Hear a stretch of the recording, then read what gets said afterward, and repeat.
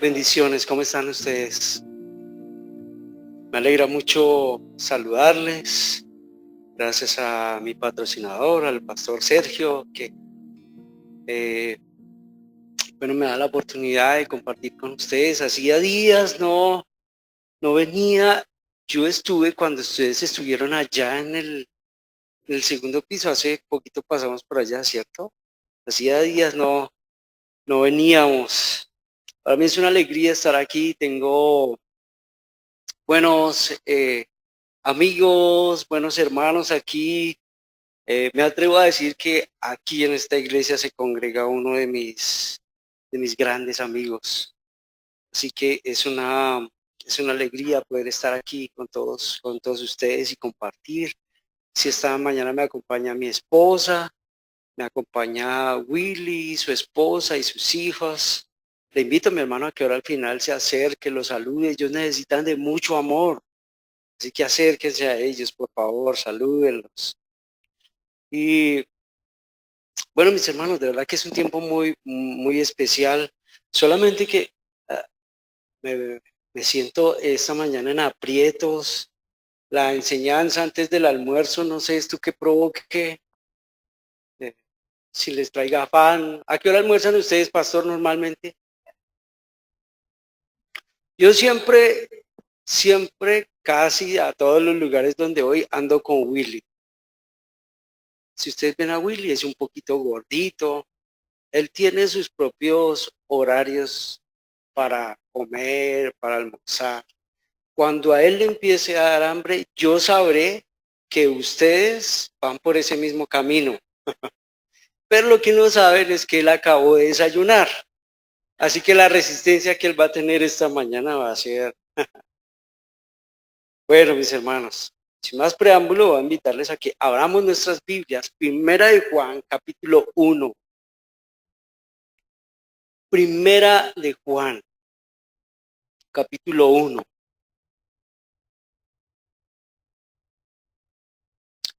Vamos a leer del verso 1 al verso 4. Primera de Juan, capítulo 1, verso 1 al verso 4. ¿Lo tienen? Bueno, leamos. Dice la palabra del Señor así. Lo que existía desde el principio, lo que hemos oído, lo que hemos visto con nuestros ojos, lo que hemos contemplado y lo que han palpado en nuestras manos acerca del verbo de vida. Pues la vida fue manifestada y nosotros la hemos visto y damos testimonio y os anunciamos la vida eterna, la cual estaba con el Padre y se nos manifestó. Lo que hemos visto y oído os proclamamos también a vosotros, para que también vosotros tengáis comunión con nosotros. Y en verdad nuestra comunión es con el Padre y con su Hijo Jesucristo. Amén. Bien, ya hemos orado por la palabra del Señor. Que el Señor traiga esta mañana luz a nuestra mente, a nuestro corazón. Amén. Para los hermanos que son juiciosos tomando apuntes y que les gusta llevar sus apuntes ahí organizados, la enseñanza llevará por título esta mañana un mensaje eterno. Un mensaje eterno. Muy bien. El hombre siempre busca lo que necesita según su parecer, ¿no? Hemos estado pasando por tiempo de mucha zozobra con todo esto de la pandemia, como que sí se va, como que no se va, ¿no? La pandemia, sus 117 variantes, 216 efectos. Ahí estamos todos luchando con eso. Entre ellos, por estos días, pues padecemos esos lastres, ¿no? Económicos. Como que todos están esperando, ¿no? ¿Quién es el que va a cambiar las cosas? Acabamos de pasar días de elecciones, ¿no? Y todos, muchos aún todavía tienen puestas sus esperanzas en el Mesías que quedó ahí, ¿no? ¿Quién cambia las cosas? Es lo que todo el mundo está esperando, ¿cierto? Alguien que pueda leer correctamente nuestra necesidad. Y muchos entonces ponen sus esperanzas en los científicos, ponen sus esperanzas en los políticos, ponen su esperanza en la economía, la medicina, la filosofía, la psicología, en fin, la lista va a continuar. Pero solo el que nos creó, mis hermanos, sabe lo que realmente nosotros necesitamos. ¿Por qué? Bueno, porque Él es el diseñador, ¿no? Porque Él es el creador. En fin, últimas, ¿cuál es la verdadera necesidad que nosotros como hombres tenemos? ¿Cuál es la principal necesidad que el hombre tiene? Bueno, nosotros necesitamos de un Salvador. Nosotros necesitamos de un poderoso Salvador. Y en su misericordia sabe que el Señor lo proveyó. Y de él vamos a hablar un poco esta mañana. Vamos a detenernos entonces a meditar un poco en estas palabras del apóstol Juan. Juan tiene hoy por hoy, más bien, Juan tiene una característica que hoy por hoy a muchos no les gusta. Juan era un hombre firme. Juan era un hombre muy concreto. Juan era un hombre muy determinado. Con él no habían puntos grises. Él hablaba fuertemente contra las falacias, contra las herejías que se estaban presentando en su momento. Cuando Juan escribió esta epístola, el cristianismo ya existía por más de una generación. Parece ser que Juan ya era un hombre de edad avanzada, estaba acercándose a los años finales de su vida, había vivido unos 50 años en el Evangelio. Todos sus compañeros del tiempo de Jesús ya habían muerto. Podríamos pensar esta mañana, ¿qué impulsó a Juan a escribir? ¿Cuáles eran los problemas por los que estaba pasando la iglesia en su momento y por qué Juan va a escribir algo como lo que escribe? Bueno, varias cosas podríamos nosotros encontrar aquí. Una de las principales es que Juan escribe para enfrentar la herejía que se estaba fomentando en ese momento. Había una doctrina falsa, había una falsa enseñanza, habían cosas extrañas que estaban pasando y venían y se estaban metiendo en medio de la iglesia. Muchos venían con innovaciones, con cosas nuevas para intentar alejar a la iglesia de la verdad. Primera de Juan tiene una característica muy especial y es que es una carta evidentemente cristológica. Así que va a tener como fin señalar en realidad quién es Cristo, qué es un seguidor de Cristo. Juan más adelante también va a hablar de la moralidad, pero de ello no alcanzaremos a hablar el día de hoy. Como les decía, con Juan no había términos medios. Esto es, esto no es, y ya. La cuestión en realidad era muy clara. Juan afirmará la enseñanza de Cristo en su concepto humano, pero también en su concepto divino. El Hijo de Dios en su gloria, lo que Él hizo en la cruz, cómo Él se manifiesta como Dios, cómo se manifiesta también como hombre. ¿Pero por qué? Bueno, porque muchos negaban que Jesús fuera el Cristo, pero otros también negaban que Jesús fuera el Hijo de Dios. Así que Juan tenía unos adversarios muy especiales en su momento. Una de las herejías más peligrosas de los primeros 2 siglos fue la de el gnosticismo. La iglesia se vio permeada constantemente por sus ideas. Básicamente el centro de su enseñanza del gnosticismo era el espíritu es bueno y la materia es mala. ¿Habían escuchado sobre eso? Es un dicho muy conocido, ¿no? Ellos se denominaban cristianos, estos gnósticos se denominaban cristianos, pero tenían, ¿sabe?, enseñanzas muy particulares. Por ejemplo, creían que el Dios Supremo no había podido crear el mundo. ¿Por qué? Porque Dios es santo y según ellos el mundo es defectuoso. Así que Dios no ha podido crear algo defectuoso. Así que en ese orden de ideas, Dios no creó el mundo. Extraño, ¿no? Para ellos, para los gnósticos, la enseñanza acerca de la encarnación igualmente es inaceptable. Ellos no creen que Jesús hubiese hecho carne. ¿Por qué? Volvemos al mismo pensamiento de ellos. Porque para ellos es imposible que ese verbo divino pudiera vivir en un cuerpo. ¿Por qué?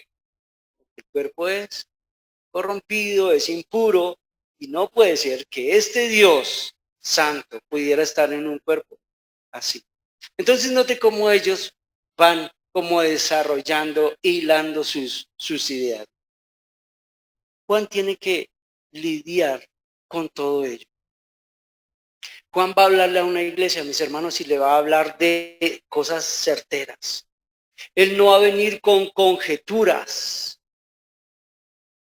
Juan va a expresar la naturaleza del cristianismo en términos muy simples, pero también en términos muy claros, precisos.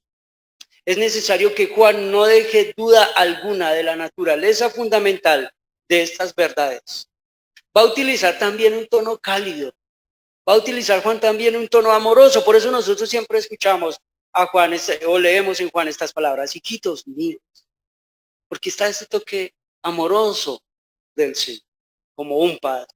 Así que Juan va a refutar a los desertores y lo va a hacer con sana doctrina. Juan no va a exhibir, hermano, tolerancia contra aquellos que pervierten la verdad divina.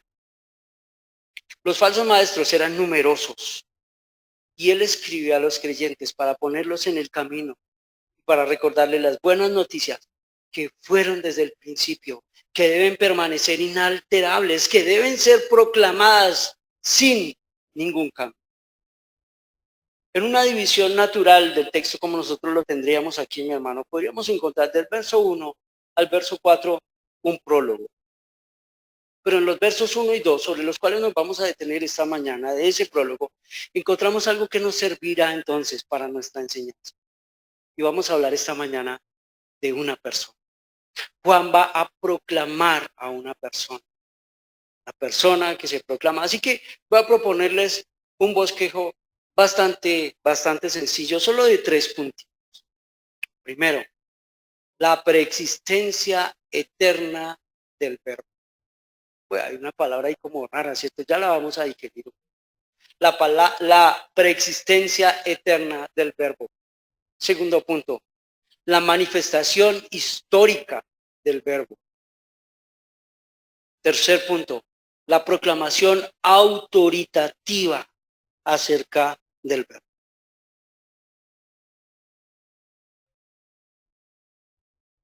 Y vamos a leer juntos nuevamente, verso 1. Dice, lo que existía desde el principio, lo que hemos oído, lo que hemos visto con nuestros ojos, lo que hemos contemplado y lo que han palpado nuestras manos acerca del verbo de vida. Varias cosas deben llamar nuestra atención, la forma como escribe Juan. Note que él inicia lo que existía. A los hermanos que quizás están leyendo Reina Valera, dice lo que era. Ay, bien. Si quieres, hazme el favor y me dejas ahí esa Reina Valera que me hace. Lo que era desde el principio. Yo se lo leí como lo que existía en la Biblia de las Américas desde el principio. Miren, mis hermanos, aquí nosotros tenemos una referencia indudable a la preexistencia de Cristo. Vamos a notar nosotros que la cristología está presente continuamente en la mente del apóstol Juan. Y la primera palabra que nosotros tenemos en el texto es ¿cuál? Lea su Biblia. Lea su Biblia para que después no diga que por aquí pasa un falso profeta, hermano. ¿Cómo inicia el texto? Lo. Eso es muy interesante y uno diría, pero ¿qué relevancia puede tener eso ahí? Esa primera palabra, lo. Ustedes noten que ahí no aparece el qué. O sea, no dice Jesucristo el que era desde el principio. No, él dice lo que era desde el principio. Juan escribe lo que existía desde el principio. Ahora, ¿y esto para qué nos sirve a nosotros? ¿Para qué nos sirve? ¿Por qué razón escribe Juan de esa manera? Bueno, ese término lo, mi hermano, es más amplio que simplemente la palabra el qué. este término lo con el que inicia el texto incluye a la persona, pero incluye también al mensaje explícito de Jesucristo. Mire, el verso 3, hermano, es el gran conector que nosotros tenemos del verso 1 al verso 4 en relación a este hecho. Y quiero que lo leamos. Mire, note lo que dice el verso 3.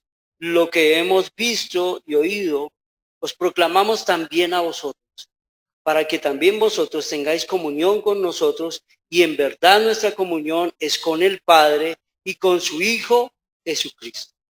Así que lo que está diciendo Juan, hermano, es mi predicación constante. Se trata de quién, de alguien. Verso 1, lo que existía desde el principio. ¿Sí me dio a entender con eso? Juan dice, esa es mi predicación. ¿De quién? Lo que existía desde el principio. De eso es de lo que yo vengo a predicarles. Voy a predicarles acerca de Cristo. Pero ahora, no solamente a hablar de Él como persona, sino también vengo a hablarles de Él con su mensaje. Vengo a entregarles su mensaje, vengo a hablarles de su palabra. Y eso es a lo que ese término lo significa. Por eso Juan describe lo que era. Es la proclamación de la palabra del Señor, sí, pero también está vinculado ¿a quién? A la persona de Cristo. ¿Me di a entender con eso? Si no, mi hermano, al final diríjase al pastor Sergio, que él va a aclarar todos los problemas literales que yo le dije aquí esta mañana. Con esta introducción, hermano, Juan está siendo muy específico. Juan está dirigiendo sus flechas contra la herejía que tanto le preocupaba. Juan está escribiendo inspirado por el Espíritu del Señor, ¿cierto? O sea que nosotros entendemos que estas son palabras del Señor. Habían engañadores, habían falsos maestros, falsos profetas, que ellos venían con nuevas ideas. Venían falsos profetas en medio de su iglesia y les tenemos la última revelación. Le tenemos lo nuevo. Juan dice, yo no. Yo vengo a hablarles de lo que era desde el principio. Yo no tengo necesidad de venir con innovaciones. Aquellas personas vienen con innovaciones y saben que ellos no saben de lo que están hablando. Ellos no saben de lo que era desde el principio. ¿No les traen a ustedes eco estas primeras palabras de Juan, lo que existía desde el principio de Juan 1:1? Juanquita, yo sé que usted es un hombre versado en la palabra. Recuérdenos con esa voz que usted tiene, hermano, Juan 1:1. 1:1. En el principio, eso. Y el verbo era Dios. ¿Sí lo recordó? Ya, lo cogí fuera de lugar, Juanca. Note lo que está diciendo Juan aquí. Lo que existía desde el principio. A mí en realidad me gusta la cláusula de como aparece en las Américas. Lo que existía desde el principio. Es decir, ¿de quién estamos hablando, hermano? De Cristo. Su mensaje. Un mensaje que fue revelado. Pero Juan, mis hermanos, va mucho más allá de la proclamación que Jesús vino en la carne. Ok, sí, es aquella revelación divina manifestada en la historia, pero también existió en la eternidad. A eso es a lo que nos referimos cuando hablamos de la preexistencia de Cristo. Me explico. Cristo fue preexistente. Él siempre ha existido desde la eternidad. Y este mensaje de Cristo preexistente, hermano, se desarrolla progresivamente desde el Antiguo Testamento. ¿Recordamos todos Génesis 3:15? ¿Sí lo recuerdan? Y pondré enemistad entre ti y la mujer, entre tu simiente y la simiente suya. ¿Lo recuerdan? Los estudiosos de la palabra siempre nos hablan como de la primera semillita que nosotros encontramos del Evangelio allí en Génesis 3:15. Lo que llaman técnicamente el protoevangelio. O sea, vamos de esta manera. El mensaje, hermano, que proclama Juan es que Jesús, aquel que fue prometido allá en Génesis, que en la historia se manifestará en la persona de Cristo, que Él viene a establecer su morada entre nosotros. Él es eterno. Les hablo del Dios eterno, del Dios preexistente, pero Cristo no vino solo. Dice Juan, Él vino con un mensaje. ¿Desde dónde viene con ese mensaje? Desde la eternidad. Y Juan especifica esto, mi hermano, y él procede a informar a sus lectores acerca del mensaje que él entonces ha recibido. Mis hermanos, la profundidad de la cristología de Juan se aprecia cuando nosotros vamos leyendo tranquilamente al apóstol. Él desea puntualizar el mensaje completo acerca del Verbo, desde la eternidad hasta su manifestación como hombre, hasta mostrar su obra realizada. Vuelvo a decir, la iglesia estaba siendo permeada por una cantidad de nuevas enseñanzas. Juan les dice, yo no tengo por qué traerles a ustedes cosas nuevas. Esa preexistencia eterna, entonces va a disponer al lector para la declaración que ahora sigue. Así que, primer punto, la preexistencia del Verbo. Usted puede seguramente meditar y encontrar mucho más en el texto. Y Juan va mucho más allá y él va a hablar ahora de la manifestación histórica del Verbo, su testimonio personal de relación con él. Y esto nos lleva entonces a nuestro segundo punto de nuestro bosquejo. Miren lo que va a decir Juan. Lo que hemos ¿qué? Oído, lo que hemos visto con nuestros ojos, lo que hemos contemplado, lo que han palpado nuestras manos acerca del Verbo de vida.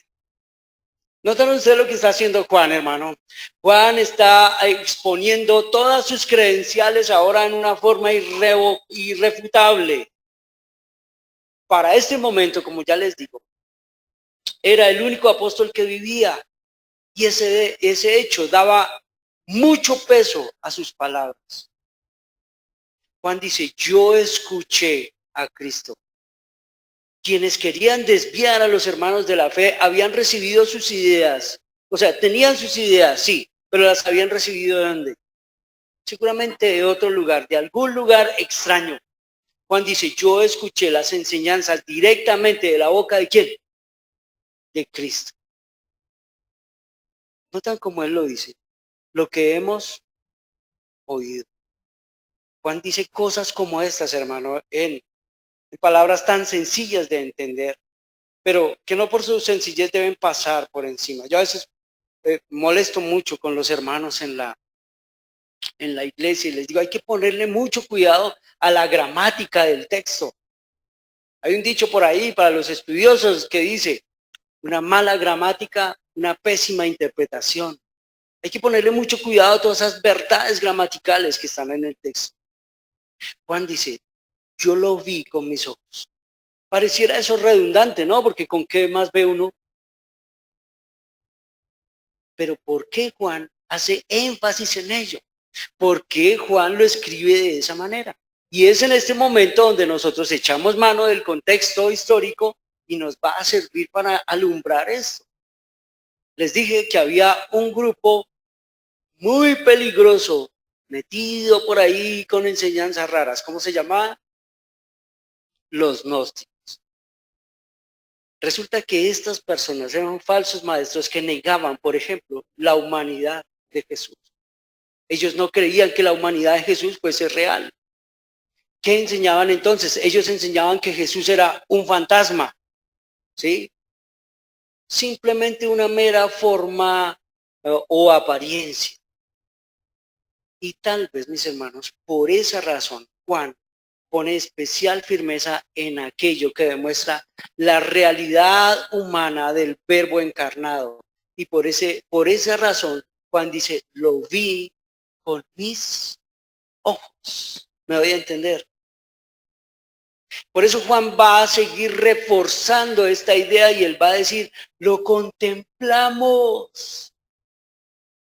Juan va a decir, lo tocamos. ¿Se dan cuenta cómo están todos esos verbos ahí? Ahora, al apelar él a su propia experiencia, él va a hacer también algo especial y todo está en esa gramática de esos verbos. Mire, él dice, lo que hemos visto, lo que hemos oído, lo que hemos visto con nuestros ojos, lo que hemos palpado, lo que han palpado nuestras manos. Porque él habla en plural. ¿De quién está hablando ahora Juan? Juan incluye a los apóstoles. Él usa ese plural. Esas experiencias no fueron solo de Juan.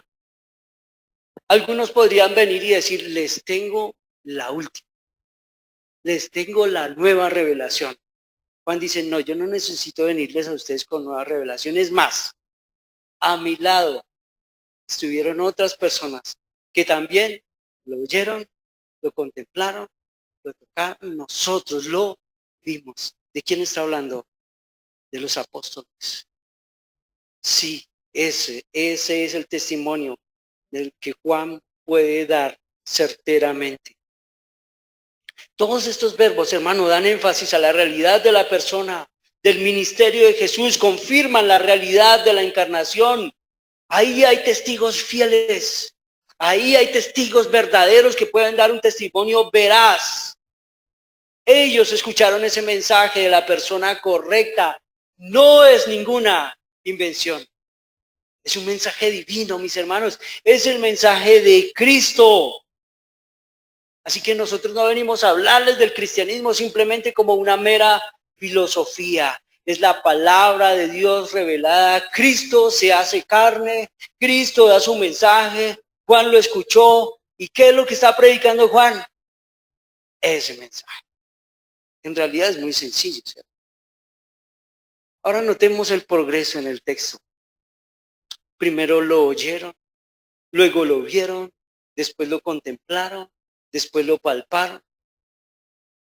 Y en el trasfondo de todo esto, hermano, está una verdad difícilmente entendible.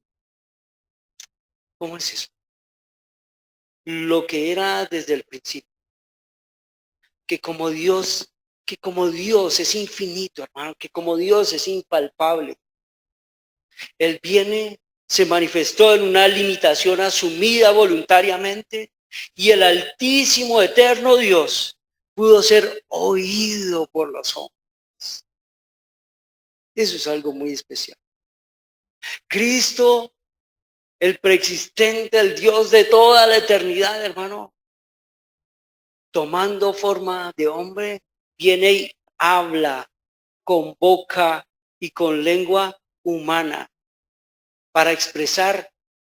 Él viene a expresar palabras divinas en un lenguaje humano, de manera que quien lo escucha pueda entender lo que él está diciendo.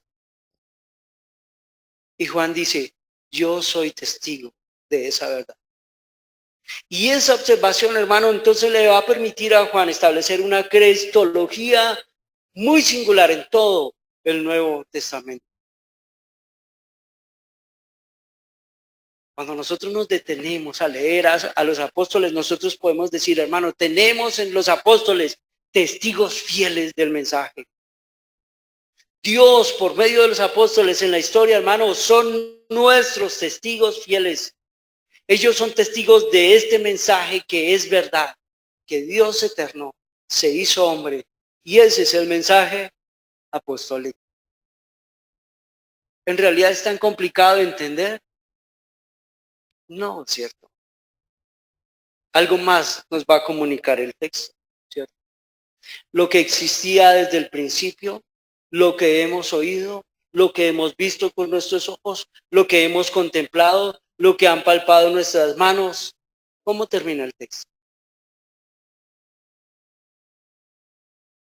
Ok, aquí lo tenemos como tocante al verbo de vida. Bueno, yo lo leo así, acerca del verbo de vida. Y viene una palabra que es atractiva para nosotros, que es muy utilizada por Juan, y es el término el verbo de vida. El verbo es un término que para nosotros es familiar en el original, no el logos. ¿Se han escuchado el logos? Claro que sí, cierto. Es típico en Juan para referirse al Señor Jesús. Y lo utiliza aquí nuevamente, mis hermanos, de una manera especial para llamar la atención de los falsos maestros griegos. Porque para ellos esa palabra era una palabra que ellos utilizaban naturalmente en toda su filosofía griega. Pero notemos que esta introducción culmina en el hecho de que el verbo encarnado es también el verbo de vida. Y entendemos, hermano, entonces que Juan ha descubierto en la humanidad el verbo que se hizo visible, que mediante esa humanidad instrumental se hizo visible, hizo posible también la comunicación de la vida. ¿A quién le comunica a Cristo la vida? ¿A quién? A todo aquel que cree en Él. A todo aquel que se acerca a Él por medio de su muerte, su resurrección, su exaltación. ¿Vamos bien? ¿Cuál es el primer punto? La preexistencia del verbo. Segundo punto, la manifestación histórica del verbo. Y tercer punto, la proclamación autoritativa del verbo. Y para allá vamos. Verso 2. Dice, pues la vida fue manifestada y nosotros la hemos visto y damos testimonio y os anunciamos la vida eterna, la cual estaba con el Padre y se nos manifestó. Mientras yo tomo agua, hermano, ¿qué les llama la atención hablando de la gramática del texto? ¿Qué les llama la atención de ese texto? Póngale atención a la gramática del texto.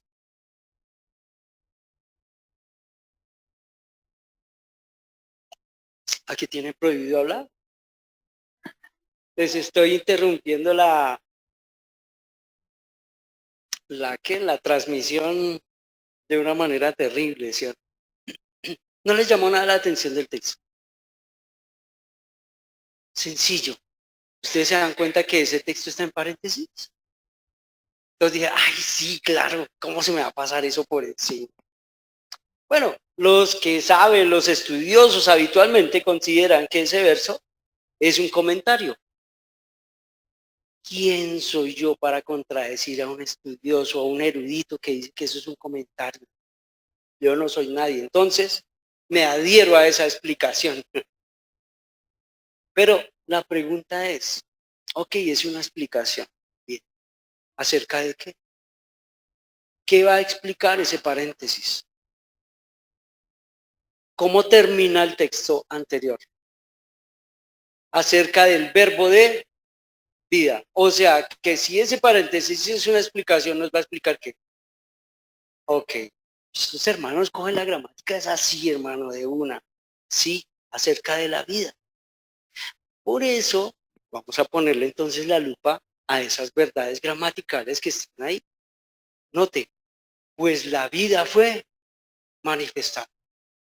Entonces, Juan lo que está diciendo es que esa vida, insisto, la vida que es eterna, dice Juan, se manifestó. Todo está relacionado, hermano, especialmente con lo que le está interesando al apóstol Juan. Todo cuanto predica, todo cuanto enseña es relativo al verbo de vida. Ahora, él no anuncia solo al verbo de vida, sino también algo sobre el verbo. Más precisamente, el objeto de la declaración de Juan es la vida que era posesión del verbo, posesión del Dios. Esa vida que emana de él. Y sobre esa base que él y los otros discípulos habían reconocido en Jesús la vida eterna y la deidad, Entonces, de esa manera, él trataba de combatir esa noción que los demás tenían, los herejes tenían de que Jesús era un fantasma. Y Juan dice, no, la vida fue manifestada. Y el énfasis está puesto en la vida. Esa vida podía ser conocida. ¿Por qué?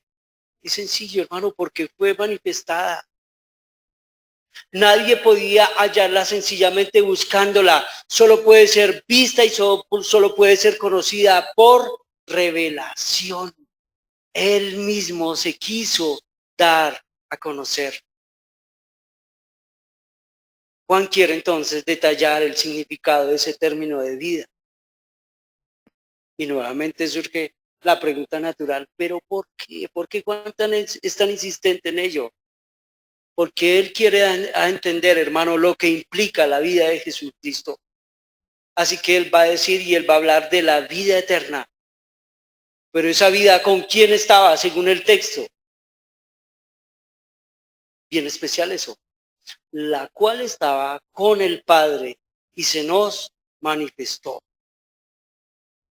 Aquel verbo eterno se hizo hombre, se manifestó y viene y se manifiesta al hombre, a la humanidad en el momento oportuno, hermano. Yo quiero que leamos Gálatas 4:4. Bueno, yo sé que les voy a molestar esto en la grabación, hermano, perdónenme, por favor, no vayan a sacrificar. Pero ¿quién quiere leer Gálatas 4:4 con fuerte voz, como para que algo salga en la grabación? Gálatas 4:4, ¿quién lo quiere leer?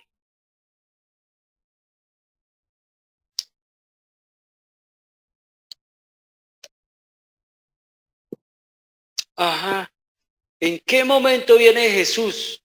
Jason, ya que su merced se atrevió a leerlo. En el cumplimiento del tiempo, en el momento oportuno, viene Jesús. Interrumpe la historia, irrumpe en la historia. Mis hermanos, quien siempre fue la vida, la palabra eterna de Dios aparece en la plenitud del tiempo como un hombre. Debemos notar algo también. Ustedes se dan cuenta que el texto nunca nos dice que la vida fue puesta en el verbo. No se dice, se le dio vida al verbo. No, eso no pasa. Sino que el verbo en sí mismo era la vida. ¿Por qué? Porque Él es la fuente de la vida y la vida eterna. Y Juan sigue insistiendo entonces en su testimonio fiel. El verbo se hizo visible a los ojos de los hombres. La presencia del Hijo de Dios fue una realidad visible, fue una realidad audible, fue una realidad tangible. Por consiguiente, al ver al verbo, dice Juan, cuando ustedes vieron al verbo, también vimos la vida. Y Juan va a seguir diciéndonos, pues la vida fue manifestada y nosotros la hemos visto. Y damos, ¿qué? Testimonio. Y os anunciamos la vida eterna, la cual estaba con el Padre y se nos manifestó. Juan dice, nosotros damos testimonio.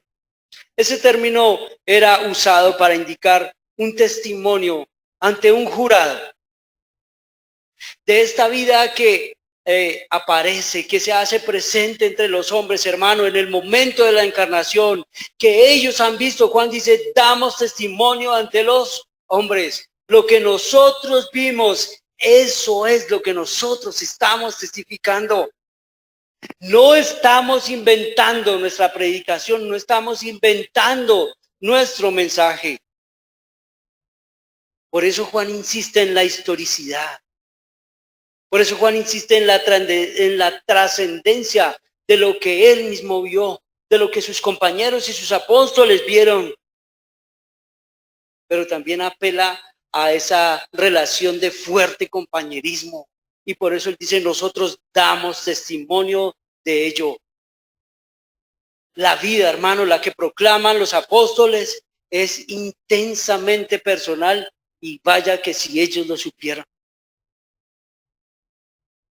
El testimonio que ellos dan es un testimonio fiel, personal, verdadero. Quiero decir, intensamente personal. Y su proclamación consiste en un acto de testimonio. Eso es lo que nosotros les podemos hablar a ustedes. Pero su énfasis, note que no está en realidad en el acto de proclamar, sino en la realidad histórica del testimonio que ellos están proclamando, que ellos están dando. El mensaje que Jesús proclamó, que los apóstoles oyeron, es el único mensaje, hermano, que debe ser proclamado inalterablemente. Si nosotros tenemos hoy en los discípulos, en los apóstoles, testigos fieles de un testimonio que no fue alterado por ellos, ¿qué nos corresponde hoy a nosotros? La misma tarea de dar un testimonio fiel que no puede ser alterado. ¿Qué anuncian ellos? Juan es insistente en eso. ¿Qué anuncian? Lea su Biblia, hermano. Por favor, lea su Biblia. ¿Qué anuncian? Ah, sí, que sí lo dice la Biblia. Les anunciamos la vida eterna. El mensaje tiene que ver con la proclamación de la vida eterna. Este mensaje es el que necesitaba escuchar la iglesia en su momento de labios de Juan. Este es el mensaje que la iglesia hoy necesita escuchar. Este es el mensaje que hoy todo hombre necesita escuchar. Por consecuencia de nuestro pecado, de nuestra caída. Lo que el hombre necesita es un mensaje de redención. ¿Quién es nuestra redención? Cristo. Solamente Él es nuestra salvación, mi hermano. Nosotros no podríamos proclamar la vida eterna, al igual que Juan, sin vincularla a quien la tiene en sí mismo, el verbo de vida. Una proclamación del evangelio que no sea cristocéntrica no tiene base eficaz para la salvación. Juan nos dice esto de una manera muy especial. Nosotros anunciamos la palabra de vida. Ante la muerte de Jesús, ante la muerte de su maestro, los apóstoles quedan como solos y dicen, ¿y ahora qué hacemos? Más bien quedémonos callados, porque esto nos va a traer problemas. ¿Cuántos somos? 1, 2, 3, 4, 5, 6, 11. 11 quedarnos. Quedémonos callados, no nos metamos en problemas. ¿Por qué meternos en lío con un imperio, con un régimen que nos va a perseguir y que nos va a matar? Pero ellos no llegan a esa conclusión. Ellos tienen que proclamar la vida. No fue monopolizada, no fue callada por ellos. Este mensaje, este anuncio, hay que darlo. Hay que impartirlo al mundo. Jesús como Dios tiene y comunica la vida eterna. Esa que es privativa de la deidad nomás, hermano. Es comunicada al hombre, vuelvo a decirlo, por vinculación con el verbo. Y ellos dicen, esto es lo que nosotros les vamos a proclamar. La vida eterna que Dios otorga por medio de Cristo, que ha sido ofrecida abiertamente en Él, que hace a la criatura que cree partícipe de esa naturaleza divina del Creador. Hagamos una conclusión ya para ir aproximándonos al final. Ustedes se dan cuenta, mis hermanos, que para Juan no es posible desvincular el verbo de su condición preexistente allá en el seno trinitario. Juan es muy claro, Juan es muy específico. Juan, inspirado por el Espíritu del Señor, utiliza términos muy concretos para hablarles a aquellos que están escuchando su mensaje. Juan les dice a ellos, mire, cuanto está en el Padre, está en el Hijo. Ustedes vienen con ideas novedosas, yo no. Como que Juan quiere insistir a la iglesia a decirle, mire, ya dejen de estar soñando sobre tanta idea barata. Ese es un mensaje sobre el cual nosotros como iglesia hoy deberíamos insistir. Porque hoy nosotros estamos llenos de novedades, ¿no? Ustedes no ven que la iglesia hoy es, ¡oh! Mire con la que salió este predicador. Mire con la que salió ese personaje. ¡Wow! Y todos se abren sus ojos, quedan con la boca abierta ante la novedad. Ustedes se dan cuenta, el propósito de Juan era decirle a la iglesia, no, déjense de novedades. No es mi intención comunicarles ninguna novedad. Es más, ¿sabe por qué? Porque esa novedad en medio de la iglesia lo que hacía era disminuir la dignidad de Cristo. Así que nosotros necesitamos prestar atención y ser muy cuidadosos. Oye, hermano, en medio de la iglesia aún se ven cosas como esta. Es muy peligroso cuando la gente niega la dignidad de Cristo. Es muy peligroso, mis hermanos, hoy cuando se niega no solo la deidad, sino también la humanidad de Cristo. Todo ello pertenece a la obra del anticristo. Eso es lo que Juan va a decir. Y déjeme decirle que esas ideas no quedaron en el pasado. Hoy caminan en medio de la iglesia y la iglesia debe ponerle mucha atención a eso. ¿De qué manera? Volviendo a las verdades tranquilas y naturales, por ejemplo, que Juan nos está mostrando. Así que hagamos unas aplicaciones para nosotros esta noche. Para nosotros como creyentes, para nosotros como iglesia. Saben, mis hermanos, una de las grandes crisis del cristianismo evangélico actual es la falta de comprensión sobre la persona de Cristo. Hoy la iglesia da muchos golpes al aire sobre la persona de Cristo. Hoy de forma descarada, inconsciente, ignorante, escuchamos a muchos como niegan credos básicos de la fe como este. Y eso es algo que la iglesia no puede pasar por alto. Mi hermano, el gran drama humano del pecado se hace tan evidente cuando nosotros somos incapaces completamente de reconocer quién es Jesús. La iglesia tendría que dar razón clara quién es Jesús.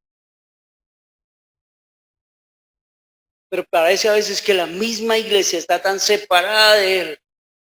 Cuando él mismo se humilla para venir y vivir y darnos su testimonio, como lo hemos visto, para vivir entre los hombres, somos incapaces de decir quién es en realidad. La buena noticia del Evangelio se refiere al Logos de Dios, que en un momento de la historia humana se encarna y viene al mundo de los hombres para poder así relacionar a Dios directamente con ellos. El mensaje que Jesús proclamó, el mensaje que los apóstoles oyeron, es el único mensaje, hermano, que ha de ser proclamado inalterablemente. Nosotros como iglesia tenemos que tenerlo claro. Nosotros como iglesia tenemos que hacer grandes esfuerzos todo el tiempo para que el evangelio esté claro en nuestras mentes. Para que cuando usted y yo hablemos del evangelio lo hagamos de una manera fiel, inalterable, como debe ser.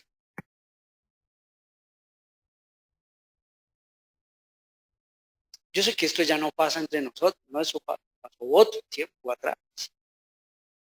Lo predicamos de unas maneras, hermano.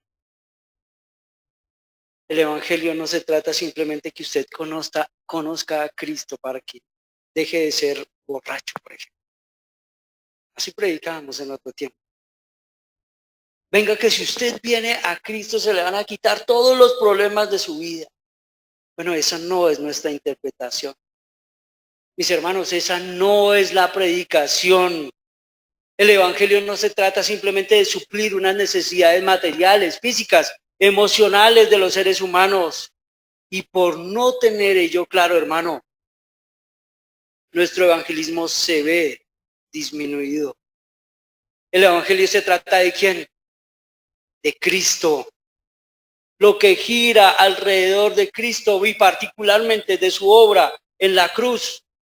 ¿Qué es lo que Pedro, qué es lo que Juan, qué es lo que los apóstoles dicen? Nosotros no podemos callar este mensaje, hermano. Que Cristo, el eterno Dios, se hizo carne, que Dios el Padre suplió un Salvador para salvar. ¿A quiénes? A los pecadores, aquellos que se acercan a Cristo.